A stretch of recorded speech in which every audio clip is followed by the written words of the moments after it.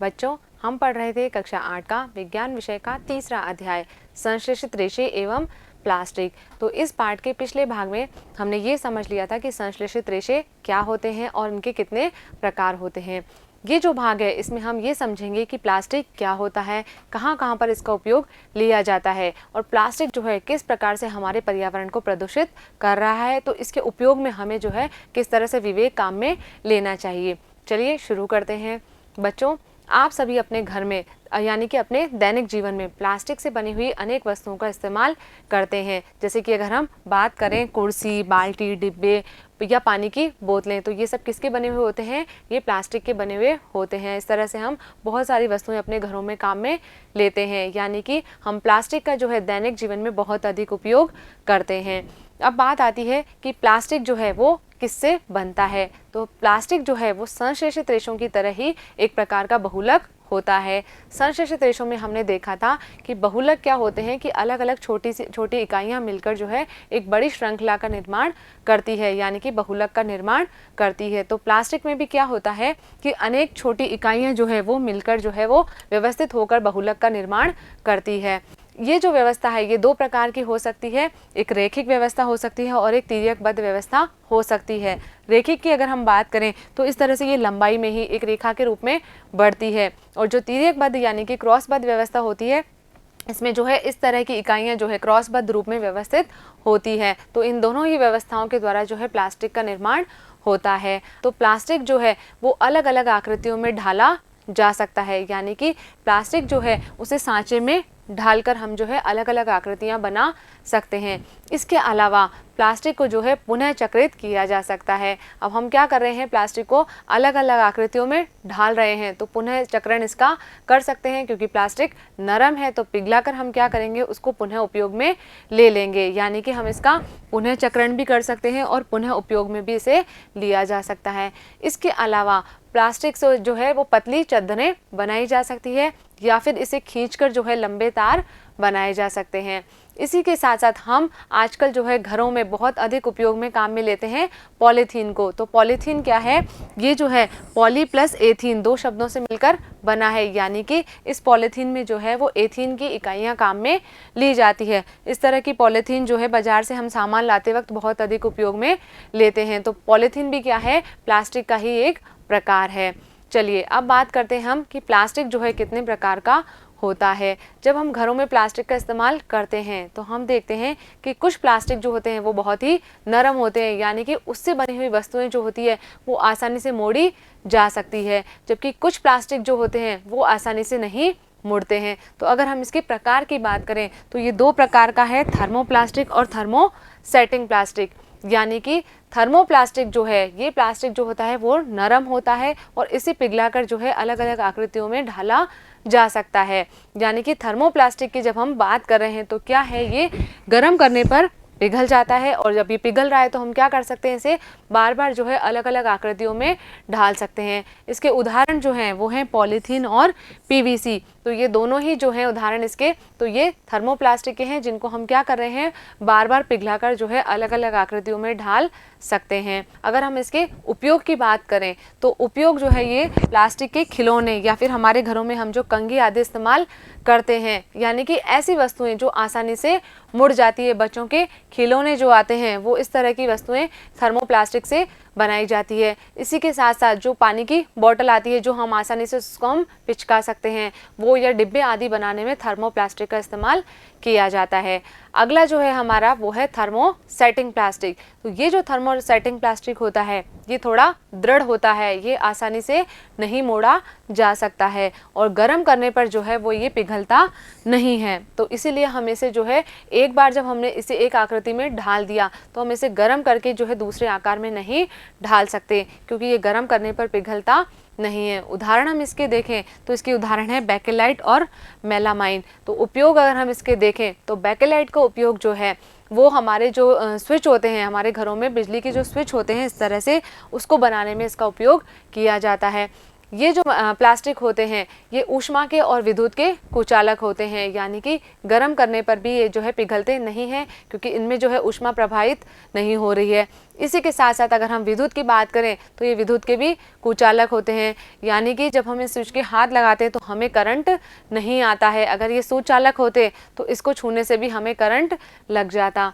इसके अलावा अगर हम बात करें मेलामाइन की, तो मेलामाइन का उपयोग जो है जिस तरह से जो है वो बर्तन आदि बनाने में काम में लिया जाता है। मेलामाइन जो है वो भी जो है एक बहुत ही मजबूत प्लास्टिक होता है। जब हम क्या करते हैं, इसमें गर्म खाना डालते हैं इन बर्तनों में, तो ये पिघलते नहीं हैं। या फिर हम माइक्रोवेव में जिन बर्तनों का इस्तेमाल करते हैं तो वो भी जो है ऊष्मा की वजह से पिघलते नहीं हैं। इसी के साथ साथ जो है तार आदि या फिर फर्श की टाइल आदि बनाने में मेलामाइन का उपयोग किया जाता है। तो ये तो हो गए हमारे प्लास्टिक के प्रकार। अब बात करते हैं हम कि प्लास्टिक जो है उसको हम एक विकल्प पदार्थ के रूप में काम में ले रहे हैं, यानी कि पुराने ज़माने में, हमारी दादी नानी के ज़माने में जब हम खाद्य पदार्थों का संचय करते थे या फिर अन्य उपयोग में हम प्लास्टिक की वस्तुओं का कम इस्तेमाल करते थे, उसके अलावा हम किसका इस्तेमाल करते थे, धातु का या मिट्टी के बने बर्तनों का इस्तेमाल हम करते थे। लेकिन एक तो वो क्या होते थे, महंगे होते थे, ठीक है, और उसके बाद में उनके उपयोग में आसानी नहीं होती थी क्योंकि वो भारी होते थे या मिट्टी के बर्तन जो है आसानी से टूट जाते थे। तो इसके लिए हमने क्या किया, विकल्प पदार्थ के रूप में किसको इस्तेमाल किया, प्लास्टिक को। क्यों? क्योंकि ये वजन में हल्के होते हैं, टिकाऊ होते हैं और आसानी से उपलब्ध हो जाते हैं। तो हम अपने दैनिक जीवन में प्लास्टिक का उपयोग जो है एक विकल्प पदार्थ के रूप में करते हैं। अब कहाँ कहाँ हम इसको काम में लेते हैं, हम खाद्य पदार्थों के संचय में, यानी कि रसोई घर में जो है हम जो खाद्य पदार्थ हैं, हमारे मसाले हैं या फिर अन्य जो अचार आदि हैं, उनके संचय में हम प्लास्टिक के डिब्बों का उपयोग करते हैं। इसके अलावा फर्नीचर में, हमारे घरों में जो कुर्सियाँ या टेबल आदि होती है वो भी प्लास्टिक की बनी हुई होती है, तो फर्नीचर में भी प्लास्टिक का इस्तेमाल होता है। इसके साथ साथ सजावटी वस्तुओं में जो फूलदान है प्लास्टिक के, या प्लास्टिक के फूल भी आते हैं, या अलग अलग झालर आदि जो है जिनका उपयोग हम घर को सजाने में काम में लेते हैं, तो वो भी किसके बने होते हैं, प्लास्टिक के।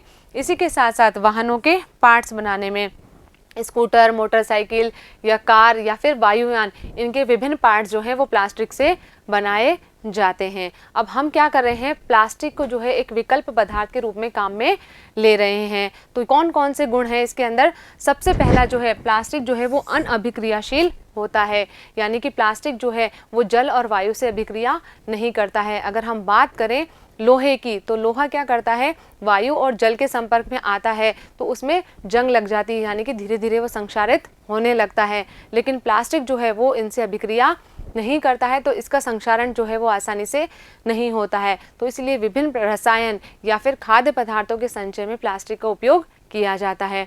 इसी के साथ साथ प्लास्टिक जो होता है हल्का होता है, प्रबल होता है और चिरस्थायी होता है, यानी कि वजन में जो है बहुत ही हल्का होता है। अगर हम मिट्टी के बर्तन की बात करें तो वो वजन में भारी होते हैं। प्रबल यानी कि ये मजबूत भी होता है, जल्दी से टूटता नहीं है। मिट्टी का बर्तन अगर गिर गया तो वो टूट जाएगा, लेकिन प्लास्टिक का बर्तन जब गिर जाता है तो वो आसानी से टूटता नहीं है, और ये जो लंबे समय तक जो है चलने वाले होते हैं। इसी के साथ साथ ये धातुओं से सस्ते भी होते हैं, तो इनका उपयोग जो है वो उद्योगों में या दैनिक जीवन में घरों में अधिक किया जाता है। अगला गुण हम देखें तो प्लास्टिक जो होता है वो ऊष्मा और विद्युत का कुचालक होता है, यानी कि इनमें से ऊष्मा और विद्युत जो है वो प्रवाहित नहीं हो पाती है। तो इसीलिए जो बिजली के स्विच हैं उसको बनाने में प्लास्टिक का उपयोग किया जाता है, या फिर जो बिजली के तार होते हैं तो उनके ऊपर प्लास्टिक का आवरण चढ़ाया जाता है, क्योंकि वो क्या हैं, विद्युत के कुचालक हैं, तो उनको छूने से करंट नहीं लगता है। इसके अलावा जो हमारे घरों में बर्तन काम में लिए जाते हैं जैसे कि कुकर, कढ़ाई आदि, तो इनके जो हैंडल होते हैं वो भी प्लास्टिक के बने हुए होते हैं, क्योंकि हमारा जो बर्तन है वो तो धातु का बना है और धातु जो है वो ऊष्मा की सुचालक होती है, तो बर्तन जो है हमारा आसानी से गर्म हो जाता है। लेकिन ये जो प्लास्टिक की पदार्थ है ये क्या है, ऊष्मा का कुचालक है, तो जो हैंडल है वो जल्दी से गर्म नहीं होते हैं, तो उनको बनाने में प्लास्टिक का उपयोग किया जाता है। अब बात यह है कि प्लास्टिक जो है हमारे दैनिक जीवन में बहुत अधिक काम में आ रहा है। इसी के साथ साथ चिकित्सा क्षेत्र में भी जो अलग अलग जगह पर, जैसे कि गोलियों को पैक करने में या फिर सिरिंज बनाने में, दस्ताने बनाने में, या फिर जो टाँके लगाए जाते हैं जब ऑपरेशन आदि किया जाता है तो जो टाँके लगाए जाते हैं तो उसके जो तार होते हैं वो भी प्लास्टिक के बनाए जाते हैं। इसी के साथ साथ माइक्रोवेव में जो बर्तन काम में लिए जाते हैं वो भी किससे बनते हैं, प्लास्टिक के बने होते हैं, लेकिन ये ऊष्मा के कुचालक होते हैं। तो इनमें जो खाद्य सामग्री है वो तो पककर तैयार हो जाती है, लेकिन इन बर्तनों को कोई नुकसान नहीं होता। इसके अलावा अगर हम देखें, घरों में हम नॉन स्टिक बर्तन काम में लेते हैं तो उनके ऊपर जो है एक विशेष प्रकार की परत चढ़ाई हुई होती है, जिससे क्या होता है कि जल और तेल जो है वो इस पर चिपकता नहीं है। तो वो किसकी होती है, वो बनी होती है टेफ्लॉन की। टेफ्लॉन की परत जो है उन बर्तनों पर चढ़ा दी जाती है, जिससे हमारा जो खाना है वो उन बर्तनों में चिपकता नहीं है। तो ये सब जो उपयोग हैं ये किसके उपयोग हो गए, प्लास्टिक के। तो हमें ये समझ में आ गया कि प्लास्टिक जो है एक बहुत ही उपयोगी पदार्थ है, लेकिन इसी के साथ साथ ही ये क्या भी करता है, हमारे पर्यावरण को प्रदूषित भी करता है। कैसे प्रदूषित करता है, चलिए देखते हैं।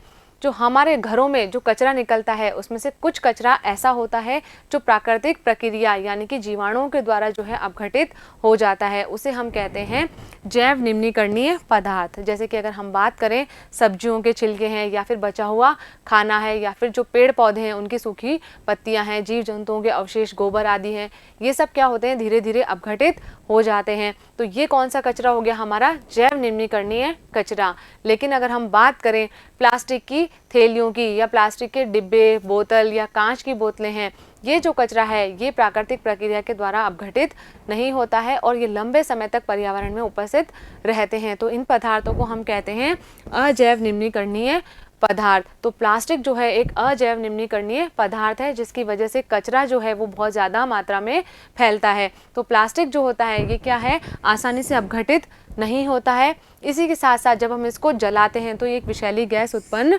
करता है, और इसी के साथ साथ क्योंकि अपघटित नहीं हो रहा है तो ये क्या कर रहा है, पर्यावरण को भी प्रदूषित कर रहा है। हम देखते हैं कि कई जगह पर जहाँ पर कचरा डाला जाता है तो वहाँ पर इस तरह से प्लास्टिक का जो है बहुत सारा अवशिष्ट जो है इकट्ठा रहता है और वो जो है वहाँ पर सड़ता रहता है, अपघटित नहीं होता है। तो ये जो प्लास्टिक है ये क्या कर रहा है, पर्यावरण को प्रदूषित कर रहा है। अब बात आती है कि ये पर्यावरण को प्रदूषित कर रहा है तो हम क्या करें, इससे बचने के लिए हमें जो है हमारा कुछ कर्तव्य बनता है कि हम प्लास्टिक का जो उपयोग है वो कम करें। तो इसके लिए जो है 5R सिद्धांत का हमें उपयोग करना चाहिए। क्या है ये 5R सिद्धांत? सबसे पहला है इसमें उपयोग ही हम क्या कर दें, प्लास्टिक का कम कर दें, यानी कि हम उसे रिड्यूस कर दें। प्लास्टिक के उपयोग को हम कम से कम करें, यानी कि हम अधिक मात्रा में जो है धातु के या मिट्टी के बर्तनों का उपयोग करें।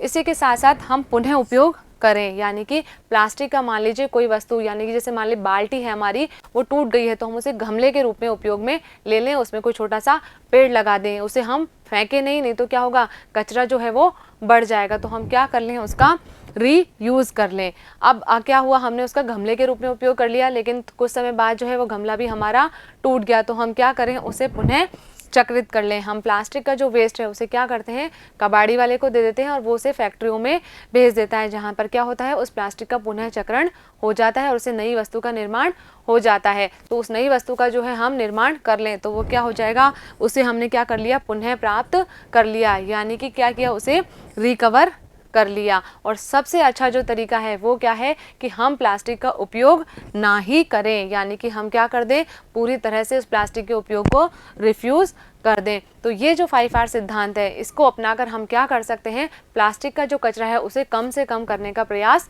कर सकते हैं, जो कि हमारा एक महत्वपूर्ण कर्तव्य भी है। अब क्या है कि हमने प्लास्टिक का उपयोग कम कर दिया, लेकिन कभी कभी क्या होता है, हम जो है अपने प्लास्टिक की थैलियाँ आदि है उसको हम सड़क या जलाशय आदि पर फेंक देते हैं। तो उससे क्या होता है, जो गाय है जो अपना खाना ढूंढती है कचरे में, तो वो क्या करती है, खाने के साथ साथ प्लास्टिक की थैलियाँ भी खा जाती है, जिससे क्या होता है, वो उनकी सांस नली में अटक जाती है, जिसकी वजह से उन पशुओं की मृत्यु हो जाती है। तो हमें जो है थोड़ा सा विवेक अपना काम में लेना चाहिए और क्या करना चाहिए, ये जो प्लास्टिक की थैलियाँ हैं या प्लास्टिक की बोतलें आदि हैं, उनको हमें जो है सड़क या जलाशय आदि में नहीं फेंकना चाहिए। इसी के साथ साथ हम प्लास्टिक का उपयोग कम करें तो उसके लिए हमें क्या करना चाहिए, जब भी हम बाजार जा रहे हैं तो हमें कपड़े या जूट का थैला जो है वो लेकर जाना चाहिए। अगर हम नहीं लेकर जाएंगे तो क्या करेंगे, हम जो सामान लेकर आ रहे हैं वो प्लास्टिक की थैली में लेकर आएंगे। तो उसके बचने के लिए हमें क्या करना चाहिए, घर से निकलते समय ही जो है अपने साथ में एक कपड़े का या जूट का थैला